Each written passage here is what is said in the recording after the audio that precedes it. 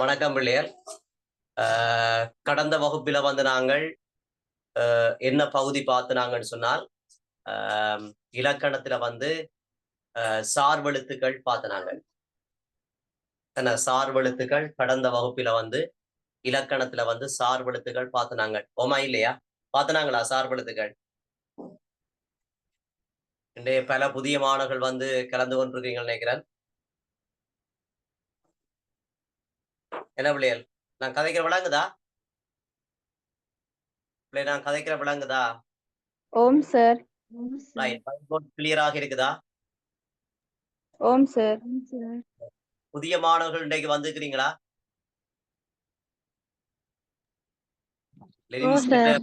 வந்துக்கிறீங்களா இன்றைக்கு? ரைட். உங்களுக்கு sir time table எல்லாம் அனுப்பியிருப்பார். இன்றைக்கு ஒரு புதிய வகுப்பு இன்றைக்கு ஆரம்பிக்குது. அதனால புதிய வகுப்புன்றபடியா முதலாவது வகுப்பு இன்றைக்கு நான் 6 மணிக்கு போட்டிருக்கேன். வழமையாகவே 25க்கு 6 மணிக்கும் 26க்கு 8 மணிக்கு தான் என்னுடைய வகுப்புகள் வரும். திங்கள், செவ்வாய், வியாழன் என்று சொல்லப்படுற 3 நாளும் வரும். திங்கள், செவ்வாய், வியாழன் என்று சொல்லப்படுற 3 நாளும் வரும். அதே மாதிரி 25க்கு பெரும்பாலும் ஒவ்வொரு நாளும் வரும் என்று நினைக்கிறேன். 6 மணிக்கு தான் வரும். ரைட். அதை நாங்கள் பார்த்துக் கொள்வோம். ரைட். நாங்கள் கடந்த வகுப்பில சார்பெழுத்துக்கள்ல உயிர்மை எழுத்துக்களா பார்த்து நாங்கள் கடந்த வகுப்பில சார்பெழுத்துக்கள்ல உயிர்மை எழுத்துக்களா பார்த்து நாங்கள்.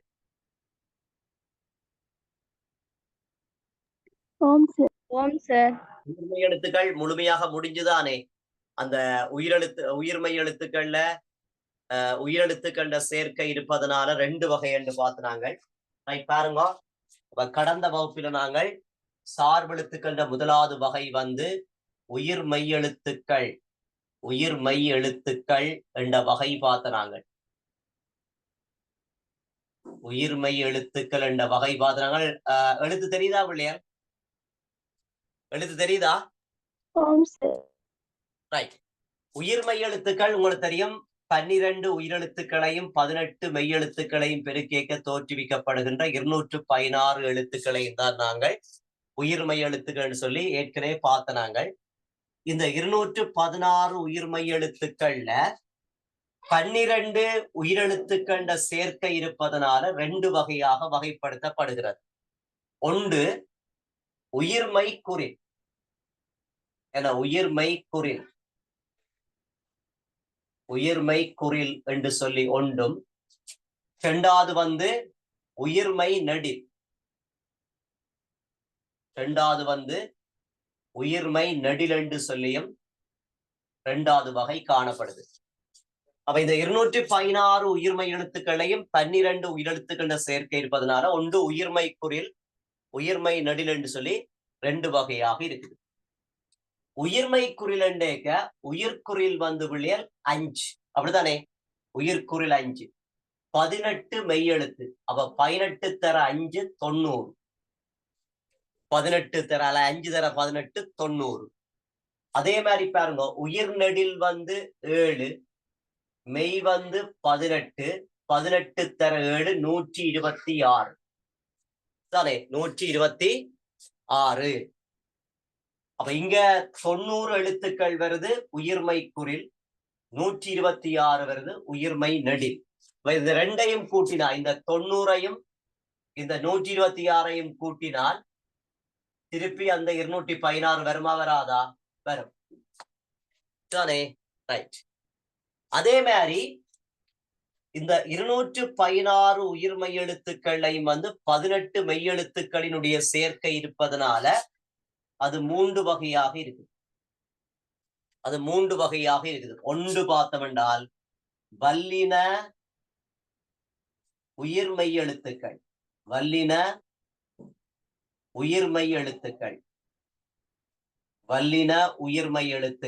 ஒன்று. இரண்டாவது மெல்லின உயிர்மை எழுத்துக்கள். இரண்டாவது. மூன்றாவது இடையின உயிர்மை எழுத்துக்கள். மூன்றாவது. ஒன்று வல்லின உயிர்மை எழுத்துக்கள், இரண்டாவது மெல்லின உயிர்மை எழுத்துக்கள், மூன்றாவது இடையின உயிர்மை எழுத்துக்கள். எப்படி 216 உயிர்மை எழுத்துக்களையும் 18 மெய் எழுத்துக்கள சேர்க்கை இருப்பதனால 216 உயிர்மை எழுத்துக்களையும் 18 மெய் எழுத்துக்கள சேர்க்கை இருப்பதனால 3 வகையாக வகைப்படுத்தப்படுது. வல்லின உயிர்மை எழுத்துக்கள், மெல்லின உயிர்மை எழுத்துக்கள், இடையின உயிர்மை எழுத்துக்கள் சொல்லி 3 வகையாக வகைப்படுத்தப்படுகிறது. ரைட். இது நாங்கள் பார்த்தோம்னு சொன்னா வல்லின மெய்கள் 6, உயிரெழுத்துக்கள் 12. ஆகவே 6 தர 12 72. தானே. மெல்லின மெய்கள் 6, உயிரெழுத்துக்கள் 12. 6 தர 12 72. தானே. இடையின மெய்கள் 6, உயிரெழுத்துக்கள் 12. ஆகவே 6 தர 12 72. இந்த 3 72ஐயும் கூட்டினா 216 வரும். 3 72ஐயும் கூட்டினா பிள்ளைகள் 216 உயிர்மை எழுத்துக்கள் வருமா வராதாண்டால் கட்டாயம் வரும். வருமா வராதாண்டா கட்டாயம் என்ன செய்யும் பிள்ளைகள் வரும். சரிதானே. ரைட். புதியவர்கள் எல்லாம் வடிவா கேட்டுக்கொள்ளுங்க. கனவேர் வந்துட்டு போட்டிகள் போட என்ன. ரைட். ஓகே. சரி, விளங்குதா பிள்ளைகள்? இது ஓகேயா? கிளாஸ் நோட் ஒர்க் யாரும் உங்களுக்கு கிளாஸ் ஒர்க் பண்ணாம இருக்கா? லிங்க் இருக்குதா? இல்லதானே பிள்ளைகள்? லிங்க் ஒர்க் பண்ணாம இருக்குதா? எல்லாருக்கும் லிங்க் ஒர்க் பண்ணுதானே பிள்ளைகள்? ரைட். ஓகே, சொல்லுங்க. ஏதாவது டவுட் இருக்குதா? ரைட். அப்ப 216 உயிர்மை எழுத்துக்களுக்கு 12 உயிரெழுத்துக்கள சேர்க்கை இருப்பதனால அது உயிர்மை குறில், உயிர்மை நெடில் என்று 2 வகையாக வகைப்படுத்தப்படுது. இது எழுதினாங்கள் நான் எல்லாம் பிள்ளைகள் என்ன. ரைட். அதே மாதிரி 216 உயிர்மை எழுத்துக்களுக்குள்ள 18 மெய்யெழுத்துக்கள சேர்க்கை இருப்பதனால அது 3 வகையாக வகைப்படுத்தப்படுகிறது. இதை நாம் எழுதியாச்சா இல்லையா? கடந்த வகுப்பில இது எழுதினாங்களா இல்லையா பிள்ளைகள்? கடந்த வகுப்பில் எழுதியாச்சா? கடந்த வகுப்புக்கு வந்தால் இல்லையா பிள்ளைகள்? சொல்லுங்க ஒருக்கா. வெளியிட்டமா? அந்த வெள்ளினம் மெல்லினம் இடையினம் அதை எழுதல சார். எழுதே இல்லையா? ரைட். அப்ப குறிச்சு கொள்ளுங்க. அடுத்த அப்ப இதுதான் எழுதினாங்களா? அப்படியா? ஓம் சார், அதுதான் எழுதினாங்க. அப்ப இது கீழே ஒரு சமன்பாடு போடுங்க பிள்ளைகள். இது கீழே ஒரு சமன்பாடு போடுங்க. உயிர்மை குறில் வடிவானதுங்க. உயிர்மை குறில், உயிர்மை குறில் சக உயிர்மை நெடில், உயிர்மை நெடில் சமன் உயிர்மை எழுத்துக்கள். அப்படியா போடுங்க. நான் சின்ன எழுதுறேன், இடவில்லை என்ற சின்ன எழுதுறேன். உயிர்மை குறில் சக உயிர்மை நெடில் சமன் உயிர்மை எழுத்துக்கள். உயிர்மை குறில் 90, உயிர்மை நெடில் 126. ஆகவே 216. இதுதான் அந்த சமன்பாடு. இதான் பிள்ளையர் சமன்பாடா. உயிர்மை குறில் நாங்க இங்க பாத்துறாங்க 90, உயிர்மை நெடில் இங்க பாத்துறாங்க 126. அப்ப இந்த உயிர்மை குறிலையும் இந்த உயிர்மை நெடிலையும் கூட்டேக்க 216 உயிர்மை எழுத்துக்கள் வருமா வராதாண்டவர். 216 உயிர்மை எழுத்துக்கள் வருமா வராதாண்ட வரும். சரியா பிள்ளைகள்?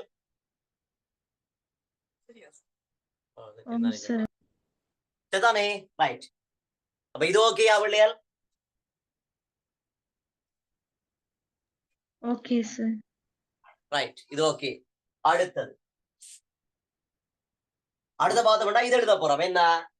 இந்த 216 உயிர்மை எழுத்துக்கள்லையும் 18 மெய்யெழுத்துக்கள சேர்க்கை இருப்பதனால இப்படி 3 வகையாக வகைப்படுத்தப்பட போகும். ரைட். அப்ப அடுத்த பந்து எழுதுங்க. 216 உயிர்மை எழுத்துக்களிலும் அடுத்த பந்து எழுதி கொடுங்க.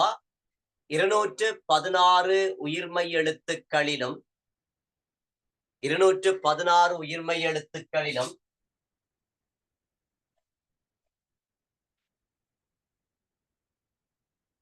18 மெய்யெழுத்துக்களின் சேர்க்கை இருப்பதனால் 18 மெய்யெழுத்துக்களின் சேர்க்கை இருப்பதனால் 18 மெய்யெழுத்துக்களின் சேர்க்கை இருப்பதனால் 18 மெய்யெழுத்துக்களின் சேர்க்கை இருப்பதனால் ஒயிட் போர்ட் தெரியுதா பிள்ளைகள்? ரைட். 18 மெய்யெழுத்துக்களின் சேர்க்கை இருப்பதனால் அவை 3 வகையாக வகைப்படுத்தப்படுகின்றன. அவை 3 வகையாக வகைப்படுத்தப்படுகின்றன.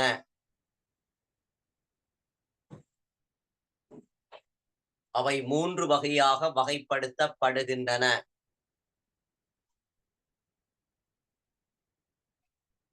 அவை 3 வகையாக வகைப்படுத்தப்படுகின்றன.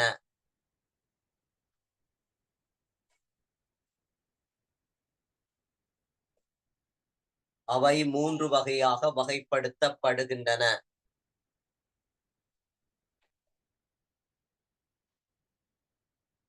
அவை 3 வகையாக வகைப்படுத்தப்படுகின்றன.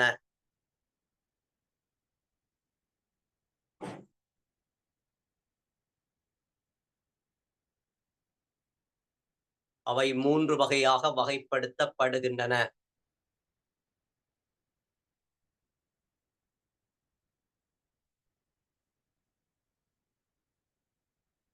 டிவி இதுல ஆட் பண்ண கேக்குதா? இதுல புதுசா ஆட் பண்ண கேக்குதா? ஆகல இல்ல தானே? ரைட். அவை 3 வகையாக வகைப்படுத்தப்படுகின்றன.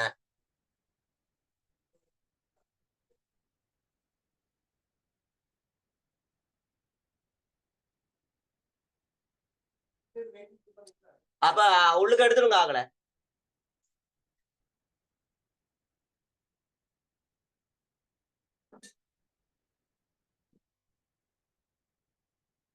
மூன்று வகையாக வகைப்படுத்தப்படுகின்றன. ரைட். ஒன்று போடுங்க.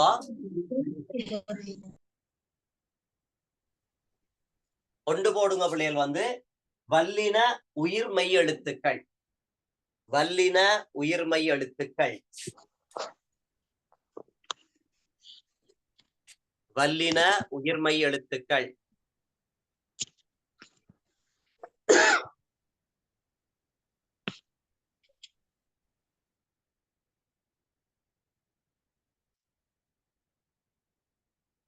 வல்லின உயிர்மெய் எழுத்துக்கள். ரெண்டாவது போடுங்க மெல்லின உயிர்மெய் எழுத்துக்கள். மூன்றாவது போடுங்க இடையின உயிர்மெய் எழுத்துக்கள். ஒன்று வல்லின உயிர்மெய் எழுத்துக்கள், இரண்டாவது மெல்லின உயிர்மெய் எழுத்துக்கள், மூன்றாவது இடையின உயிர்மெய் எழுத்துக்கள்.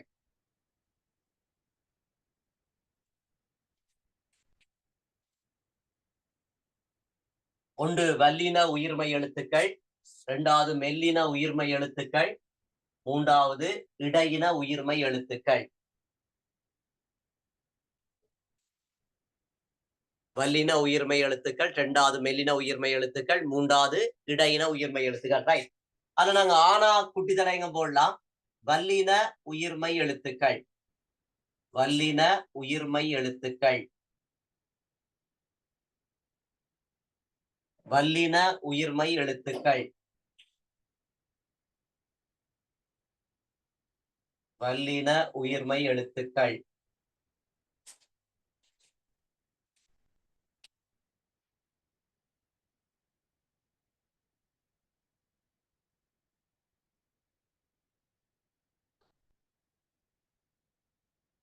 வல்லின உயிர்மெய் எழுத்துக்கள். நான் முதல்ல சொன்ன மாதிரி பிள்ளைய வந்து வல்லின மெய்யெழுத்துக்கள் வந்து 6. எது? இக்கண்ணா, இச்சன்னா, இட்டன்னா, இத்தன்னா, இப்பன்னா, இச்சன்னா என்று சொல்லப்படுகின்ற 6ஐயும் நாங்கள் வல்லின மெய்யெழுத்துக்கள் சொல்லுவோம். சரி பிள்ளைகள், உயிரெழுத்துக்கள் எத்தனை என்றா 12. உயிரெழுத்துக்கள் எத்தனை பிள்ளைகள்? 12. ஆகவே 6 தர 12 72 வரும். ஏன்னா 6 தர 12 72. அதே மாதிரிதான் இது எல்லாம் வரப்போகுது. ரைட். அவ பாருங்க, வல்லின உயிர்மெய் எழுத்துக்கள் சொன்னால் வல்லின மெய்யெழுத்துக்களான இக்கண்ணா, இச்சன்னா, இட்டன்னா, இத்தன்னா, இப்பன்னா ஆகிய 6 வல்லின மெய்யெழுத்துக்களுடன் 12 உயிரெழுத்துக்களும் சேரைக்க தோற்றுவிக்கப்படுகின்ற இந்த 72 எழுத்துக்களையும் தான் நாங்க வல்லின உயிர்மை எழுத்துக்கள்னு சொல்றோம். அப்ப இது ஒரு MCQல ஒரு கேள்வியா வரும். இது வந்து MCQல ஒரு கேள்வியாக வரும். டிவி வேற யாரும் வந்தா ஜாயின் பண்ணி விடுங்க உள்ளுக்குயா. ரைட். அப்ப குறிச்சு கொள்ளுங்க. வல்லின மெய்யெழுத்துக்களான வல்லின மெய்யெழுத்துக்களான வல்லின மெய்யெழுத்துக்களான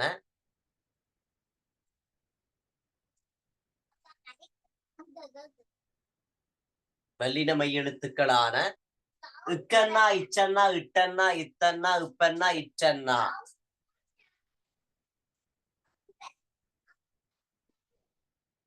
இக்கண்ணா இச்சன்னா இட்டன்னா இத்தன்னா இப்பன்னா இச்சன்னா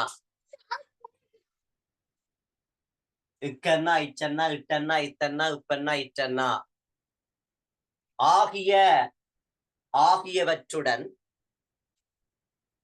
ஆகியவற்றுடன் ஆறுதான் என்ன விளையல் ஆகிய ஆகிய ஆறுமைகளுடன் அப்படி சொல்லலாம். ஆகிய ஆறுமைகளுடன் 12 உயிரெழுத்துக்களும் 12 உயிரெழுத்துக்களும்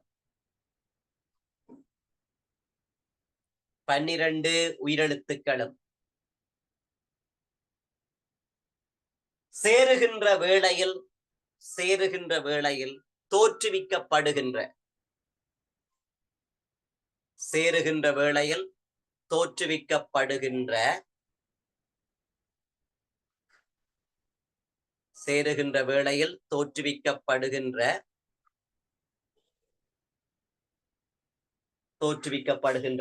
72 எழுத்துக்களும் 72 எழுத்துக்களும்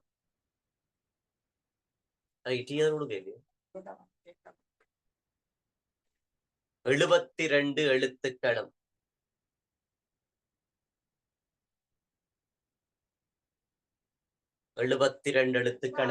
வல்லின உயிர்மை எழுத்துக்களாகும். வல்லின உயிர்மை எழுத்துக்களாகும்.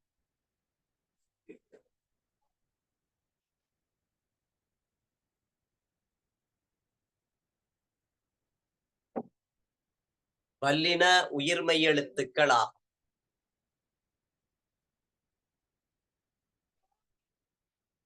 வல்லின உயிர்மை எழுத்துக்களாகும்.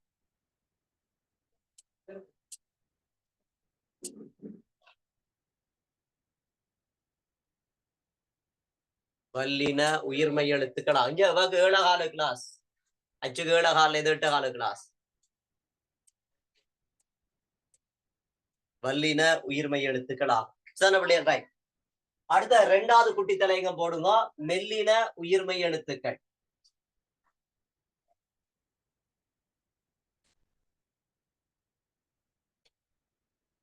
மெல்லின உயிர்மை எழுத்துக்கள்.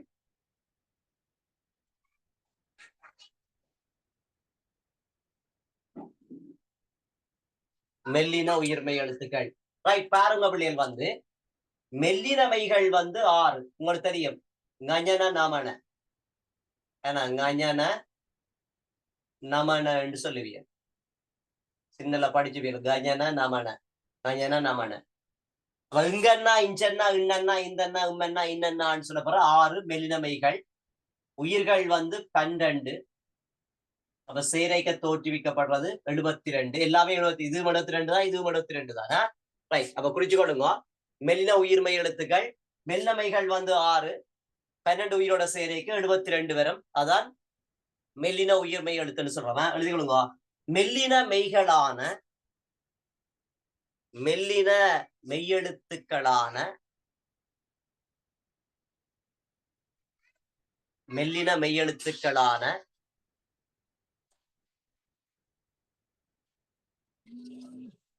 மெல்லின மெய்யெழுத்துக்களான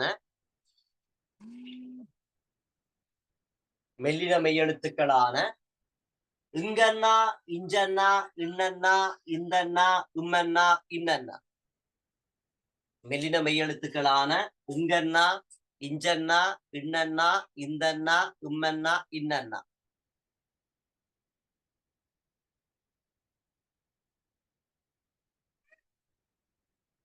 ஆகிய 6 மெய்களும்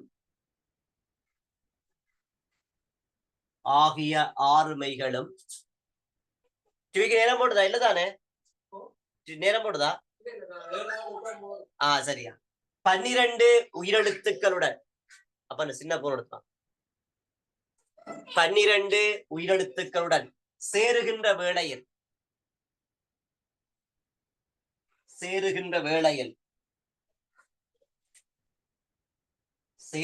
வேளையில் தோற்றுவிக்கப்படுகின்ற 72 எழுத்துக்களும்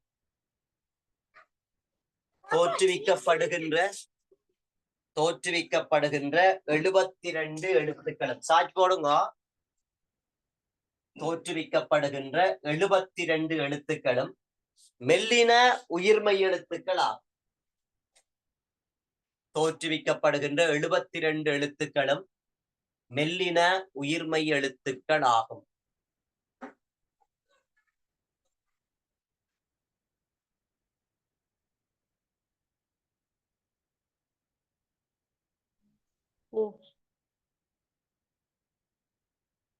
மெல்லின உயிர்மை எழுத்துக்கள் ஆகும்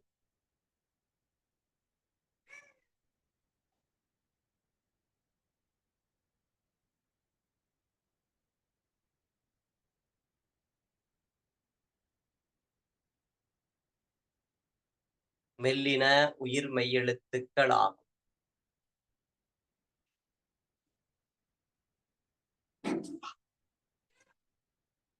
அடுத்த பார்த்தோம்னு சொன்னால் இடையின உயிர்மை எழுத்துக்கள் அடுத்த போடுங்க பிள்ளைகள் இடையின உயிர்மை எழுத்துக்கள்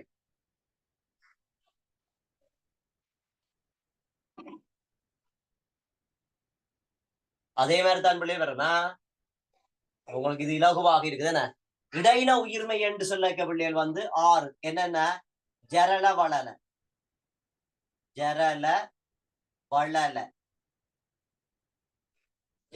வளல இதான் 6 இடையினமைகள் அதோட வந்து 12 உயிரெழுத்தும் சேரைக்க தோற்றுவிக்கப்படுகின்ற 72 எழுத்துக்கள் அதோட 12 உயிரெழுத்துக்களும் சேரைக்க தோற்றுவிக்கப்படுகின்ற 72 எழுத்துக்களை நாங்கள் இடையின உயிர்மை எழுத்துக்கள் இடையின மைகள் எங்களுக்கு தெரிய வரும் ஜரல வளல என்பதுதான் இடையின மெய்யெழுத்துக்கள் ஜரல வளல என்பதுதான் இடையின மெய்யெழுத்துக்கள் அந்த இடையின மெய்யெழுத்துக்கள் 12 உயிரெழுத்தோட சேரைக்க தோற்றுவிக்கப்படுகின்ற 72 எழுத்துக்களையும் தான் நாங்கள் இடையின உயிர்மை எழுத்துன்னு சொல்றோம் இடையின உயிர்மை எழுத்துன்னு சொல்றோம் தோற்றுவிக்கப்படுகின்ற 72 எழுத்துக்களையும் தான் நாங்கள் இடையின உயிர்மை எழுத்துக்கள்னு சொல்றோம் சார் ரைட் வழிகளுங்க இடையின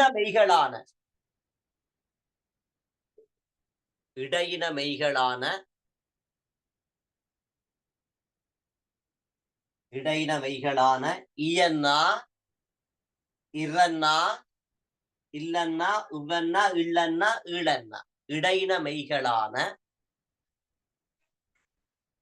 இடையின மெய்களான இயன்னா இரன்னா இல்லன்னா உவன்னா இல்லன்னா ஈழன்னா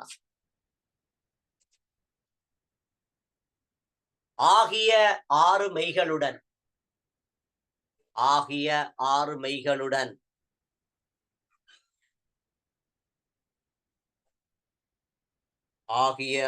மெய்களுடன் 12 உயிரெழுத்துக்களும் சேருகின்ற வேளையில் 12 உயிரெழுத்துக்களும் சேருகின்ற வேளையில் 12 உயிரெழுத்துக்களும் சேருகின்ற வேளையில்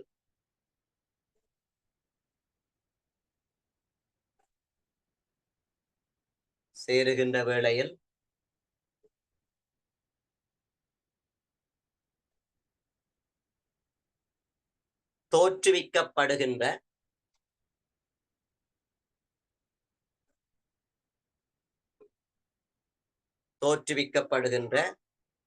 72 எழுத்துக்களையும் தோற்றுவிக்கப்படுகின்ற 72 எழுத்துக்களையும்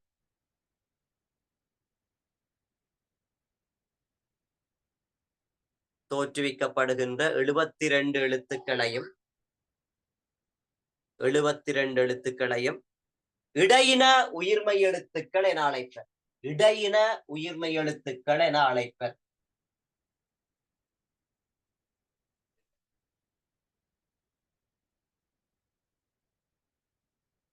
அப்ப எங்களுக்கு இந்த 3 வகையும் பார்த்து வேண்டாம், 3ஐயும் சமன்பாடுல போலாம். வல்லின உயிர்மை என அதே மாதிரி முதல் போட்ட மாதிரி இது வல்லின உயிர்மை, மெல்லின உயிர்மை என சக இடையின உயிர்மை, வல்லின உயிர்மை, மெல்லின உயிர்மை, இடையின உயிர்மை சமன் உயிர்மை எழுத்துன்னு போடலாம். என்ன வல்லின உயிர்மை எத்தனை பிள்ளைகள் வந்து 72, மெல்லின உயிர்மை எத்தனை பிள்ளைகள் வந்து 72, இடையின உயிர்மை எத்தனை பிள்ளைகள் 72, கூட்டினா 216 வருமா வராதா? இது அடுத்த சமன்பாடு. வல்லின உயிர்மை சக மெல்லின உயிர்மை சக இடையின உயிர்மை சமன் உயிர்மை எழுத்துக்கள். புரியுங்க?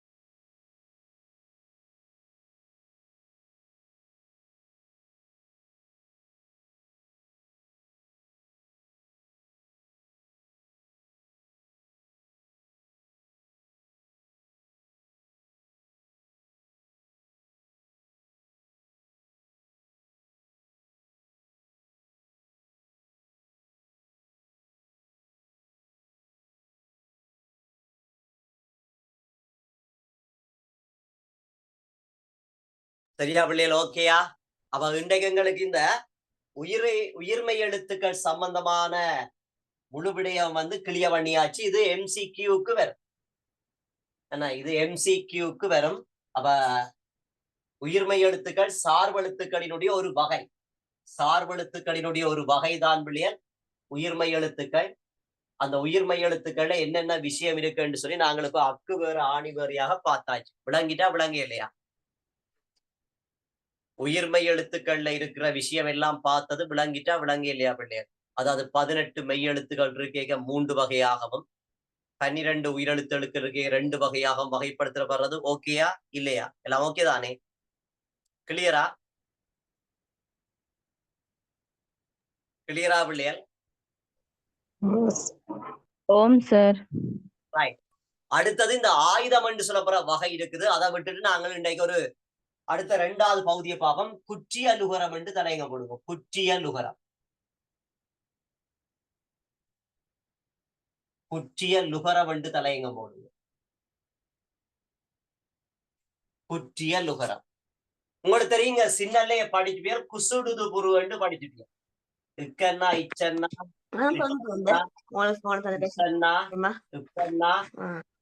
எல்லாம் மியூட் பண்ணி போட்டுருங்க பிள்ளைகள். அதோட வந்து ஊனாவை சேர்ப்போம். எல்லாத்துக்குமே ஊனாவை சேர்ப்போம். எல்லாத்துக்குமே ஊனாவை சேர்ப்போம். என்ன சேர்த்த வேண்டாம். எங்களுக்கு ஊனா கூனா சூனா ஊனா ஊனா ஊனா ஊனான்னு சொல்லி 6 வகையான எழுத்துக்கள் வரும். குசுடுது புரு என்று வரும். பிள்ளையர் மியூட் பண்ணி போட்டுருங்க. என்ன மியூட் பண்ணி போட்டுருங்க. அப்ப குசுடுது புரு என்று வரும். கூனா சூனா டூனா தூனா பூனா ரூனா என்று சொல்லி குசுடுது புரு வரும். அப்ப உகரம் என்று சொல்லிங்க. ஊனா என்ற எழுத்துக்கு பிள்ளையர் உகரம் என்று சொன்னா ஊனா, ஊனாவை உகரம் என்று சொல்றது. இந்த ஊனா என்ற எழுத்துக்கு ஒரு மாத்திரை. ஆனா இது குற்றியலுகரமாக வரைக்க தன்னுடைய ஒரு மாத்திரையிலிருந்து குறைந்து அரை மாத்திரையில ஒலி. ஊனாக்கு ஒரு மாத்திரை, குற்றியலுகரம் என்று வரைக்க தன்னுடைய ஒரு மாத்திரையிலிருந்து குறைந்து என்ன செய்யும் பிள்ளைகள் வந்து அரை மாத்திரையில வந்து ஒலிக்கும். அவ்வாறு அரை மாத்திரையில ஒலிச்சால் அதை நாங்கள் குற்றியலுகரம் சொல்றோம். குற்றியலுகரம் பிள்ளைகள் மியூட் பண்ணி போட்டுருங்க, மற்றவங்களுக்கு டிஸ்டர்பா இருக்கும். பிள்ளைகள் மியூட் பண்ணி போட்டுருங்க. யார் மியூட் பண்ணாம இருக்கிறீங்க? யார் மியூட் பண்ணாம இருக்கிற? அமனா, அமனா மியூட் பண்ணுங்க. அமனா மியூட் பண்ணி போட்டுருங்க. ரைட், ஓகே, சரி. இது 6 வகையாக இருக்குது. ஒன்று வன்றொடர் குற்றியலுகரம். பெரிதா பிள்ளைகள் எழுதுறது? வன்றொடர் குற்றியலுகரம். வன்றொடர் குற்றியலுகரம் என்று இருக்குது.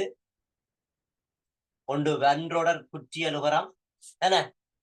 ரெண்டாவது வந்து மென்றொடர் குற்றியலுகரம். மென்றொடர் குற்றியலுகரம் பூனா ஊனாண்டு போறோம் குற்றியலுகரம். அடுத்தது இடைத்தொடர் குற்றியலுகரம். இடைத்தொடர் குற்றியலுகரம். அடுத்தது ஆயுதத்தொடர். ஆயுதத்தொடர் குற்றியலுகரம். குற்றியலுகரம். அடுத்தது நெடிச்சொடர் குற்றியலுகரம்.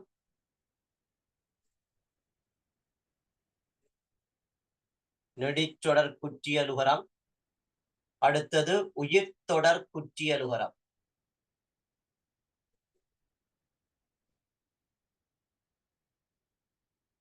உயிர்த்தொடர் குற்றியலுகரம். இப்படி 6 வகையாக இருக்கு. வன்றொடர் குற்றியலுகரம் உங்களுக்கு தெரியும், இந்த வல்லின மெய் எழுத்துக்கள் தான் வன்றொடர்ல நாங்கள் முக்கியமாக பார்க்க போறோம். ரைட், வல்லின மெய் எழுத்துக்கள் இது. இது மெல்லின மெய் எழுத்துக்கள்.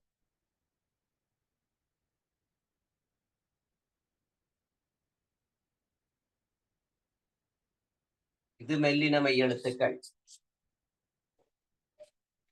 இதை பார்த்தோம்டா இடையினமை எழுத்துக்கள்.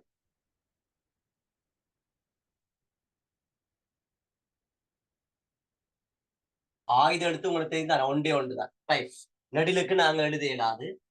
ரைட், உயிருக்கு நாங்கள் எழுத இயலாது. ரைட், பாவம் உதாரணங்களை பாவமா. இது முதலாவது வகை, இரண்டாவது வகை, இது மூன்றாவது வகை, இது நாலாவது வகை, இது 5 எழுத வேண்டாமா, 6வது வகை. இப்படி 6 வகை இருக்கு, ஒன்றும் எழுத வேண்டாம். இப்ப பாருங்க, கொக்கு, காற்று, பட்டு என்று சொல்லி வருது உதாரணம். இதுல அம்பு, நுங்கு, நுங்கு, வண்டு, இப்படி உதாரணம் வருது. இதுல பார்த்த வேண்டாம், மார்பு, மார்பு, அல்கு, எய்து, இப்படி உதாரணம் வருது. எய்து. ரைட், இதுல அகுது, அகுது, கமகு என்று சொல்லி உதாரணம் வருது. ஏன்னா இதுல வந்து மாது,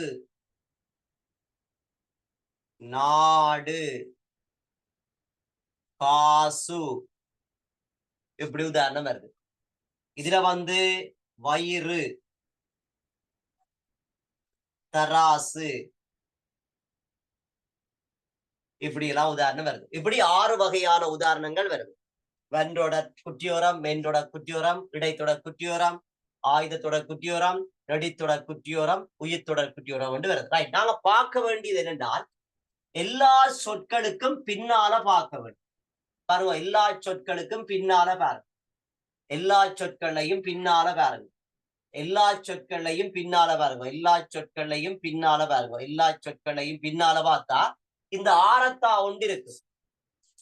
இந்த குசுடுது முருகன் சொல்லப்படுகின்ற ஆரத்தா ஒரு எழுத்து சொற்கள்ல பின்னுக்கு இருக்கு. பாருங்க, கொக்கு, கூனா, ஏன்னா காற்று, இந்த ரூனா, பட்டு, இந்த டூனா, அம்பு, இந்த பூனா, நுங்கு, இந்த கூனா, வண்டு, இந்த டூனா, மார்பு, இந்த பூனா, கூனா. பாருங்க, எல்லா சொற்கள்லையும் சொல்லுக்கு இறுதியில தான் குசுடுதுபுரு வரும். அப்ப கட்டாயம் பிள்ளைகள் சொல்லுக்கு இறுதியில தான் குசுடுதுபுரு வர வேணும். ஏன்னா சொல்லுக்கு இறுதியில தான் என்ன வரணும் பிள்ளைகள் வந்து குசுடுதுபுரு வர வேணும். ரைட். இனி முதலாவது வகையை பார்த்தவன் சொன்னா இதுக்கு முன்னால உள்ள எழுத்து, இதுக்கு முன்னால உள்ள எழுத்து, இதுக்கு முன்னால உள்ள எழுத்து, இதுக்கு முன்னால உள்ள எழுத்து வல்லினமை எழுத்தா இருக்குது. பாருங்க, ஒவ்வொன்றுக்கு முன்னால உள்ள எழுத்து என்ன பிள்ளைகள் இருக்குது? வல்லினமை எழுத்தா இருக்குது. இதுக்கு முன்னால வல்லினம், இதுக்கு முன்னால வல்லினம், இதுக்கு முன்னால வல்லினம் வந்தால் அது வென்றொடர் குற்றிய நுகரம். அவ்வளவு பார்த்தா காணும்.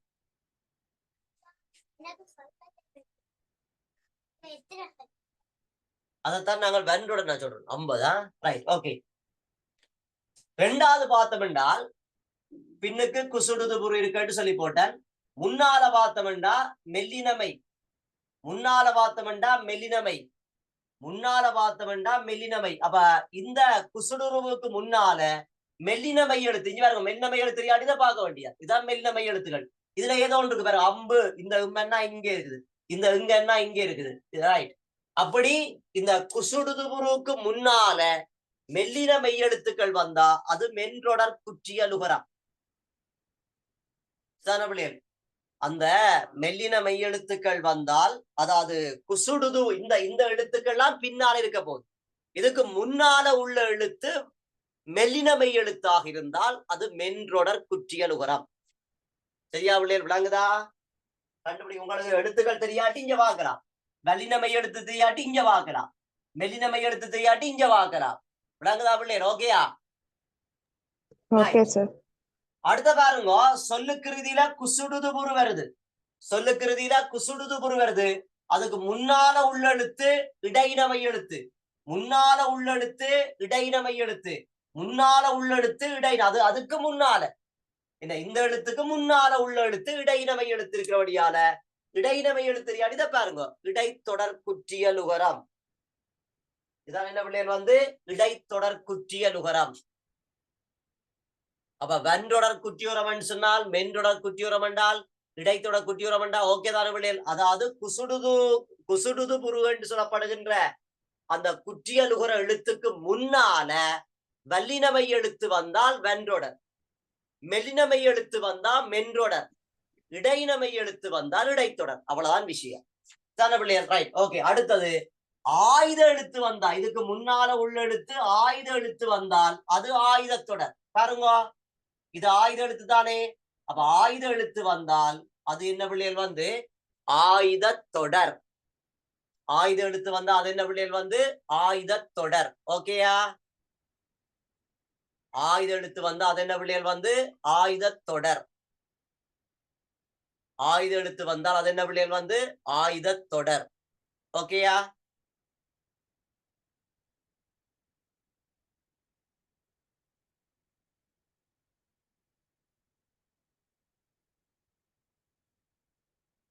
சரியா? விளங்குதா? இந்த நாளும் விளங்கிட்டுதான். வல்லின மெய்யெழுத்து அந்த குசுடுது புரு என்று சொல்ல பரவ குசுடுது புரு இதுதான். வல்லினமையின் மேல் ஏறி வந்த உகரங்கள் தான் குசுடுது புரு. அவ குற்றியல் உகரம் சொன்னால் சொல்லுக்கு இறுதியில வரப்போது வல்லினமையின் மேல் ஏறி வந்த உகரம் தான் குற்றியல் உகரம். தன்னுடைய ஒரு மாத்திரை பொழுதிலிருந்து குறைந்து அரை மாத்திரை பொழுதுல ஒலிப்பதுதான் குற்றியல் உகரம். இந்த விளக்கம் உங்களுக்கு சிம்பிளாக தெரியும். நான் தருவேன், நோட்ஸ் எல்லாம் தருவேன். ரைட். அடுத்த பார்த்தோம் என்றால் முன்னால நெடில் எழுத்து. மாவண்ணா நெடில், இம்மன்னா சக ஆவண்ணா. மாவண்ணா நெடில், ஏன் இம்மன்னா சக ஆவண்ணா. நாவண்ணா நெடில், இந்தன்னா சக ஆவண்ணா, இந்தன்னா சக ஆவண்ணா. காவண்ணா நெடில், இக்கண்ணா சக ஆவண்ணா. அப்ப இந்த குசுடுதுபுருக்கு முன்னால ஒரே ஒரு நெடில் எழுத்து இருக்க வேணும். குசுடுதுபுருக்கு முன்னால பிள்ளைகள் ஒரே ஒரு நெடில் எழுத்து இருக்க வேணும். அப்படி குசுடுதுபுருக்கு முன்னால ஒரே ஒரு நெடில் எழுத்து வந்தால் அது நெடில் தொடர். ஒரே ஒரு நெடில் தான் வர வேணும். ஒரே ஒரு நெடில் தான் பிள்ளைகள் வர வேணும். அப்படி ஒரே ஒரு நெடில் வந்தால் அது நெடில் தொடர் குற்றிய லுகரம். அது என்ன பிள்ளைகள்? நெடில் தொடர் குற்றிய லுகரம். ஒரே ஒரு நெடில் தான் பிள்ளைகள் வர வேணும். அப்படி ஒரே ஒரு நெடில் வந்தால் அது வந்து நெடில் தொடர் குற்றிய லுகரம். அப்படி ஒரே ஒரு நெடில் வந்தா அது என்ன பிள்ளைகள்? நெடிற்றொடர் குற்றியல் உகரம். ஒரே ஒரு நெடில் வந்தால் அது என்ன பிள்ளைகள்? வந்து நெடிற்றொடர் குற்றியல் உகரம். சரிதான பிள்ளைகள்? ஒரே ஒரு நெடில் வந்தால் அது என்ன பிள்ளைகள்? நெடித்தொடர் குற்றிய உரம். ரைட், விளங்கிட்டுதான பிள்ளைகள்? ரைட். அடுத்த பார்த்தோம்னா உயிர் தொடர் பார்த்தோம்னா வடமேல் தான் பின்னால குசுடுதுபுரு வரப்போது, முன்னால பார்த்தோம்னா இது குரில், இது குரில் வரப்போது. பாவம் வானாவை பிரிச்சமென்றால் இவ்வண்ணா சக ஆனா, அப்ப ஒரு குரில். ஜீனாவை பிரிச்சால் ஈயன்னா சக ஈனா, அப்ப இன்னொரு குரில். அப்ப இது ஒரு குரில், இது ஒரு குரில். அப்ப முன்னால இது குரில் வருது. இல்லையண்டா குரில் நடில். இல்லையண்டா என்ன பிள்ளைகள்? குரில் நடில். குரில் நடில். தானா என்றால் இத்தன்னா சக ஆனா, இது குரில். அடுத்த டாவண்ணா என்று சொன்னால் இரண்ணா சக ஆவண்ணா, இது டாவண்ணா, இது நடில். அப்ப குரில் நடில். இது குரில், இது நடில். அப்ப குரில் நடில் வந்தால் இது குரில் அல்லது குரில் நடில் வந்தால் குசுடுதுபுருக்கு முன்னால இது குரில் அல்லது குரில் நடில் வந்தால் அது என்ன பிள்ளைகள்? உயிர் தொடர் குற்றியல் உகரம். இது குரில் அல்லது குரில் நடில் வந்தால் அது என்ன பிள்ளைகள்? உயிர் தொடர். அவ கட்டாயம் எங்களுக்கு சொல்லுக்கு இறுதியில வந்து என்ன இருக்க வேண்டும் என்றால், சொல்லினுடைய இறுதியில என்ன இருக்க வேண்டும் என்று சொல்லி சொன்னால் குசுடுதுபுரு இருக்க வேண்டும். ரைட். இப்ப இந்த உதாரணங்களை குறிச்சு வைங்கோ, கொப்பியில குறிச்சு எங்க சைட்ல குறிச்சு வைங்கோ, பிறகு நோட்ஸ் எழுதைக்க பிறகு பயன்படுத்துவோமா? இப்படி செய்யுங்க பிள்ளைகள். குற்றியல் உகரம் என்ற தலையங்கத்துக்கு கீழே ஒரு ஒரு ஒரு 10 வரி விட்டுட்டு வளத்தையும் போடுங்க. ஒரு 10 வரி விட்டுட்டு வளத்தையும் போடுங்க. குற்றியல் உகரம் என்ற தலையங்கம் போடுங்க, அதுக்கு ஒரு 10 வரி விடுங்க. 10 வரி விட்டுட்டு வளத்தையும் எழுதி கொள்ளுங்க. 10 வரி விட்டு எழுதி கொள்ளுங்க பிள்ளைகளா. ஓகே.